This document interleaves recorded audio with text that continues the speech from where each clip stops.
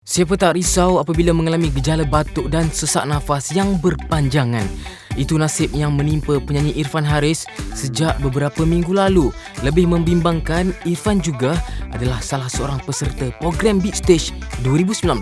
Saya sebenarnya sakit bronkitis sudah 3 minggu. Dekat sebulan batuk, saya pergi specialist sebelum Beat Stage start lah. Doktor kata kalau makan ubat tu memang patutnya baik kalau normal. So last week bila konsert, lepas konsert saya balik Johor, pergi specialist tu balik, dia kata kalau tak baik ni something wrong. So sebab tu saya kena warded. Even sekarang pun saya tak boleh recover. Sebenarnya doktor tak kasih pun discharge, tapi sebab saya cakap ada competition, so dia terpaksa release saya. So sampai sekarang ni saya tak sihat. So minggu ni memang nak kena cari lah jalan saya nak baik sebab minggu ni lagu lagi susah, lagu slow lah tu, Dia Anci. So memang saya risau lah sebenarnya. Saya nak kena fikir saya nak baik dengan tekak ni, dah sebulan tak baik. Menurut Irfan lagi, selain faktor cuaca dan pencemaran udara, dia mungkin menjadi mangsa second smoker kerana dikelilingi golongan perokok. Punca environment, doktor kata.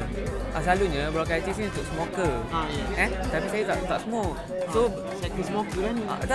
mungkin lah, betul-betul lah. Saya ke smoker lah kan. Sebab mungkin saya lepak dengan orang-orang yang sokok, kawan-kawan. Mungkin sekarang pun jerebu kan. Mungkin environment tu effect lah bronchitis tu. So saya risau lah, dah sebulan tak baik. So something wrong lah. Saya ada competition kan, stage. Saya tak pernah kena batuk sampai sebulan. Simptom dia, tekak gatal, dia akan batuk. And then nak bernafas macam susah sikit. Dia macam ada something stuck. So saya risau lah sebenarnya. Macam mana minggu depan memang kena work out lah macam mana untuk baik, untuk recover.